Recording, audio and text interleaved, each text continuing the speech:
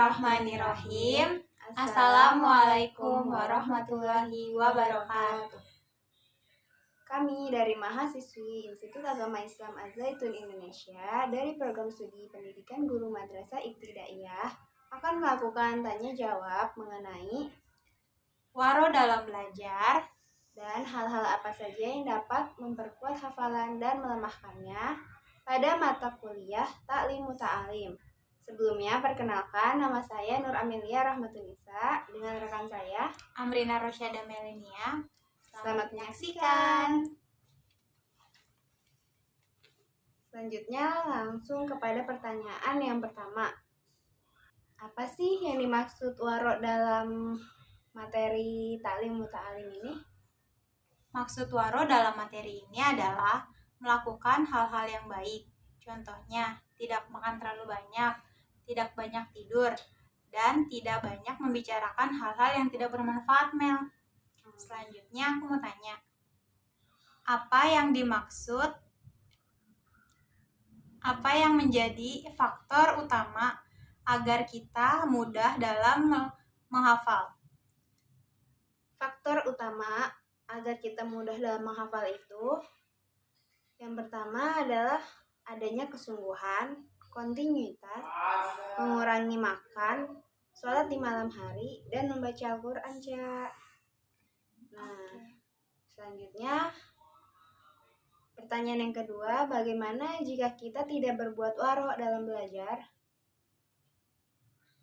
Sebagian ulama yang telah meriwayatkan hadis dari Rasulullah SAW, barang siapa yang tidak berbuat waro dalam belajar, maka Allah memberinya ujian dengan salah satu dari 3 perkara, yaitu dimatikan ketika masih muda, ditempatkan di perkampungan orang-orang bodoh, dan dijadikan pelayan penguasa.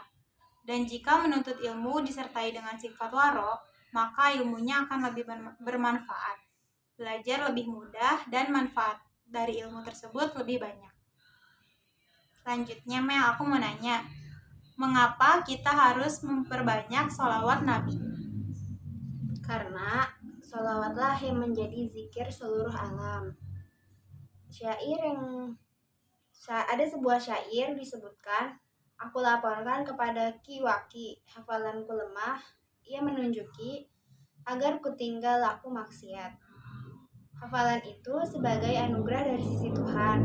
Orang yang maksiat tak diberi anugerah dari Tuhan. Begitu cara dari syair yang aku bacain tadi. Selanjutnya aku mau nanya, dalam materi ini kita dianjurkan untuk menjauhi makanan pasar. Kenapa sih kita harus menjauhi makanan pasar?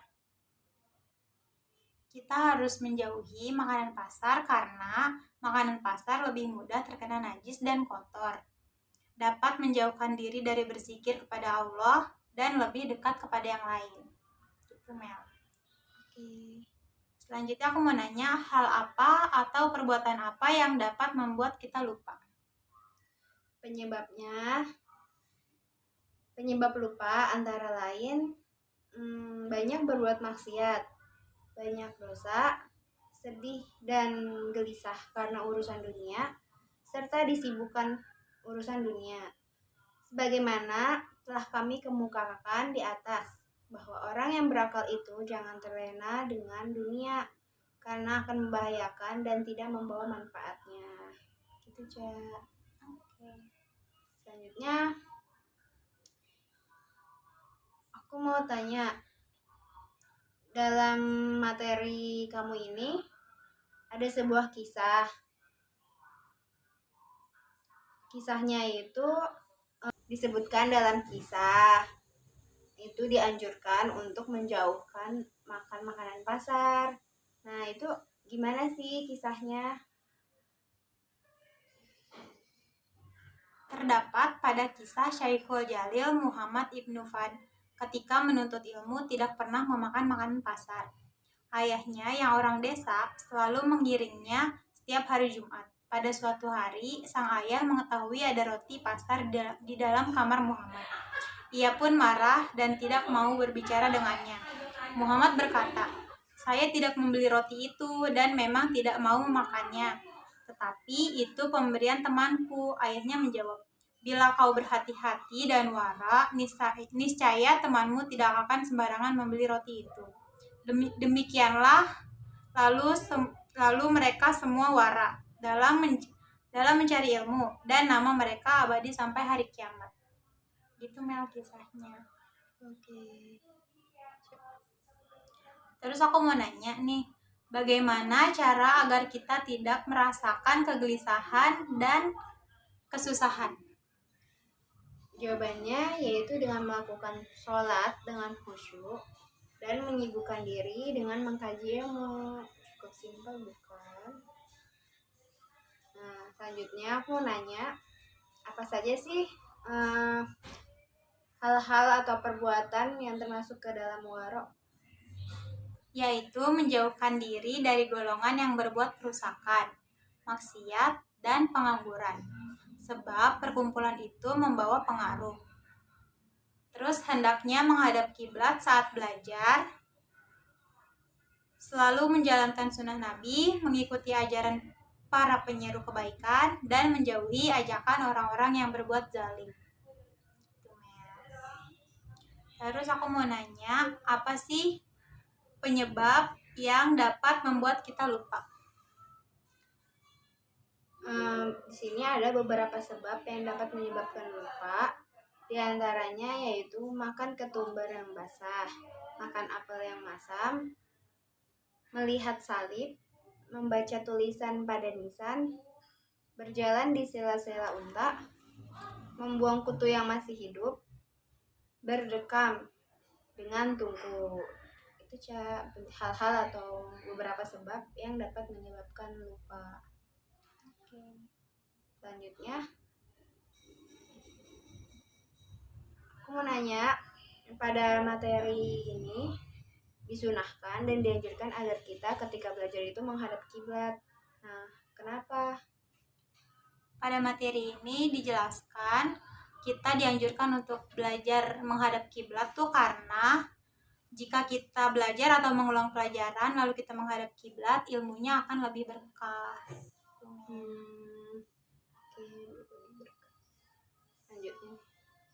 Selanjutnya aku mau nanya lagi nih Mel, apa yang dimaksud Syekh Imam, apa yang dikatakan Syekh Imam Najamuddin Umar Putra Muhammad An-Nasafi dalam mimpinya, dalam syairnya? Syair yang dikatakan oleh Syekh Imam Najamuddin Umar Putra Muhammad An-Nasafi itu yaitu, salamku buat si dia yang membuatku terpesona karena lemah lembut halus pipinya serta tajam penglihatannya. Hatiku menjadi tertawan oleh kecantikannya. Aku gelisah dan bingung untuk melukiskannya.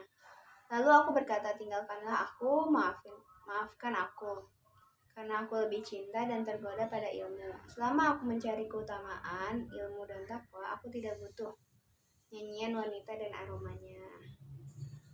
Bagus banget kan isi syairnya? Bagus. Selanjutnya, aku mau nanya, mengapa kita hendak memperbanyak melakukan sholat sunnah dengan khusyuk? Jawabannya yaitu, dengan kita memperbanyak sholat sunnah dengan khusyuk, maka akan memudahkan kita mencapai kesuksesan dalam belajar. Itu Mel. Terus aku mau nanya lagi, apa yang dikatakan Syaddad bin Hakim kepada temannya pada saat ia bermimpi? Yang dikatakan Syaddad bin Hakim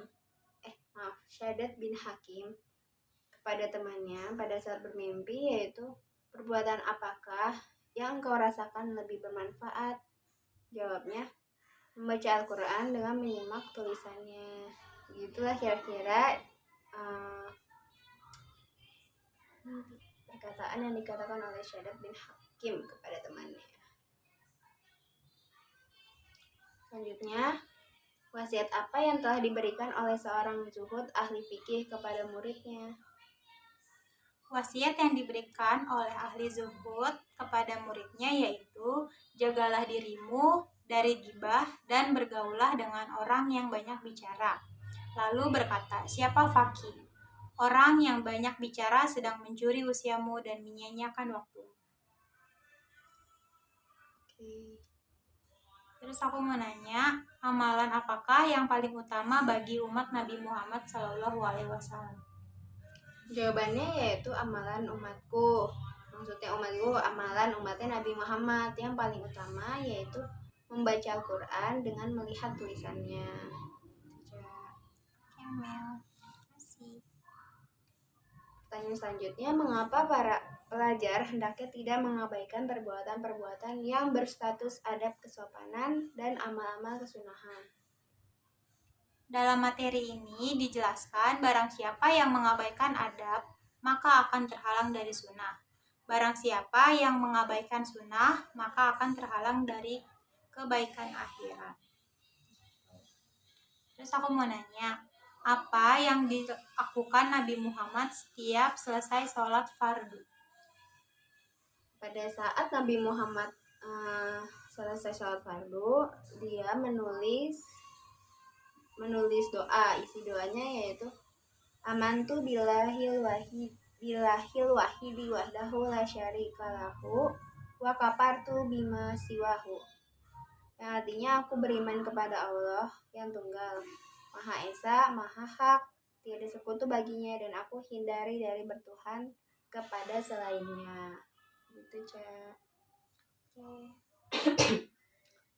Pertanyaan terakhir, ada sebuah hadis yang bunyinya barang siapa yang tidak ada buku di sakunya, maka ia tidak menyimpan hikmah di dalam niatnya.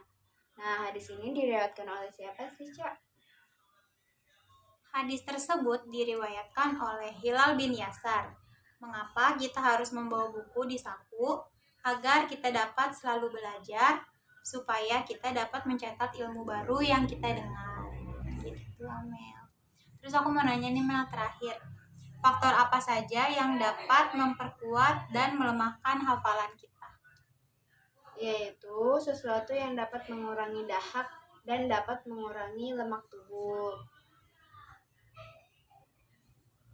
Maksudnya kayak olahraga ya, mengurangi lemak tubuh itu. Jadi dia dapat memperkuat hafalan, dan sesuatu yang dapat memperbanyak dahak akan mengakibatkan lupa. Oke, Mel, terima kasih. Sama. Sekian dari kami. Kurang lebihnya mohon maaf. Haza wallahu yar'ana wa yafazuna walhamdulillahirabbil alamin.